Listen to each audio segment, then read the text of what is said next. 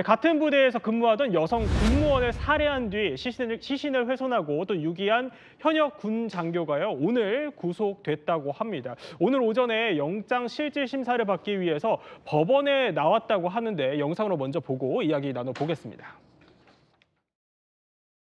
피해자에게 할 말 없습니까? 여자분 휴대폰을 왜 버리셨어요?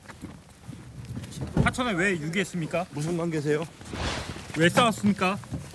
왜 살해까지 했습니까? 피해자한테 미안하지 않습니까?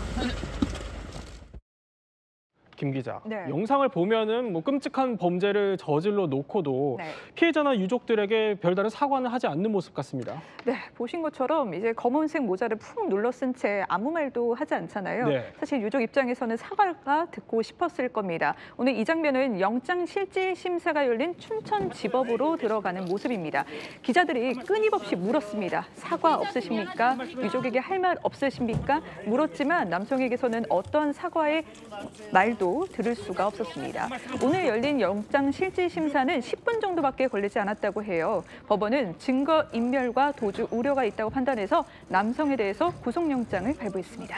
그렇군요. 그런데 이 군 장교 일단 자신의 혐의는 모두 인정을 하고 있다고 합니다. 그런데 이 범죄 행위들을 우발적으로 저질렀다는 취지로 진술을 했지만 이 완전 범죄를 미리 계획한 것 같다 이런 정황들이 드러났다고 들었습니다. 네, 완전 범죄를 계획한 듯한 정황들이 속속 드러나고 있습니다. 네. 차량 안에서 말다툼을 벌이다가 목을 졸라 숨지게 했잖아요. 이 남성은 이 여성의 시신을 인근 공사장에 가져가서 직접 준비해온 도구로 훼손합니다. 그래요? 예. 그리고는 이튿날 화천으로 이동해서요, 훼손된 시신을 유기하고 범행 도구를 버린 것으로 드러났는데요.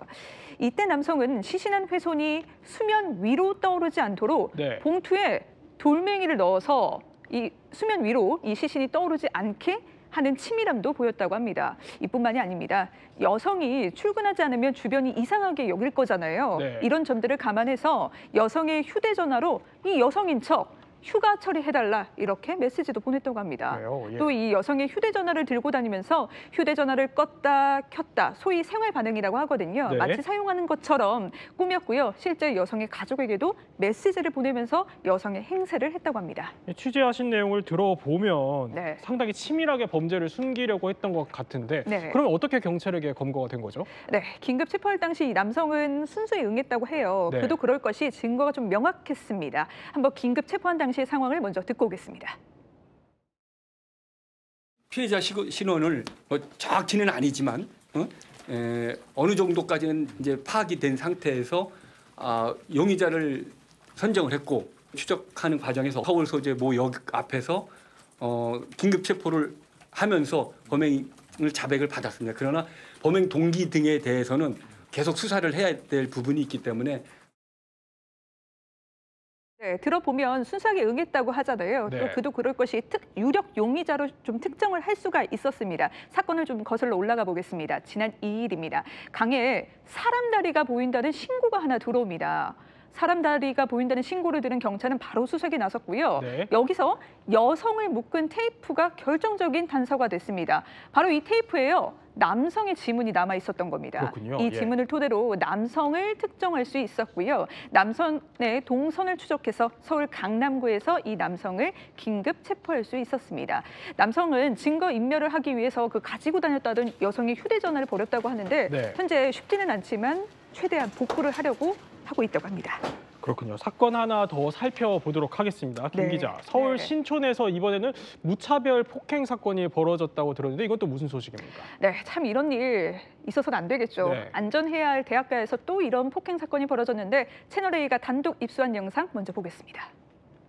네, 서울 신촌 주택가입니다. 20대 남성이 지금 여성에게 달려듭니다. 네.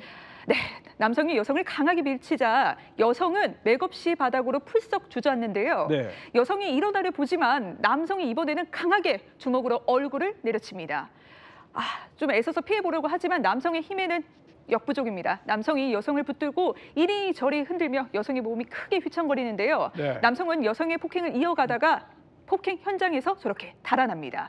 이 여성은 학교에 있다가 귀가를 하던 길이었고 이 자신을 때린 남성과는 한 번도 본 적이 없는 사이였다고 하는데요. 목격자 이야기 준비되어 있습니다. 갑자기 우는 소리 들려가지고 나와봤더니만 이미 또 때린 사람은 도망가고 없다고 그러더라고요. 그래서 되게 서럽게 울고 해가지고. 그러니까 일면식도 없는 사이라는 거잖아요. 네, 그런데 네. 왜 저렇게까지 무자비하게 폭행을 한 거죠? 네, 왜 때렸는지에 대해서는 수사가 좀 더 필요한 부분이긴 합니다만 일단 이 남성은 술에 취해서 기억이 나지 않는다 이렇게 주장하고 있는 것으로 전해집니다. 네. 경찰은 남성이 폭행 장소 근처에서 지인들과 술을 마셨고 당시 만취 상태였던 걸로 보고는 있습니다. 경찰은 남성에게 상해 혐의를 적용했고 구속영장을 신청했는데요. 참 잊을만 하면 이런 사건이 보도되면서 주치 상태나 심신미약을 이유로 감경해서는 안 된다 이런 목소리가 커지고 있잖아요. 네. 그런데 지난 21대 국회에선 주치 감경을 폐지하는 내용의 법 개정안이 발의됐지만 모두 폐기됐습니다. 어쨌든 저런 범죄가 다시 일어나지 않게 대책이 필요할 것 같습니다.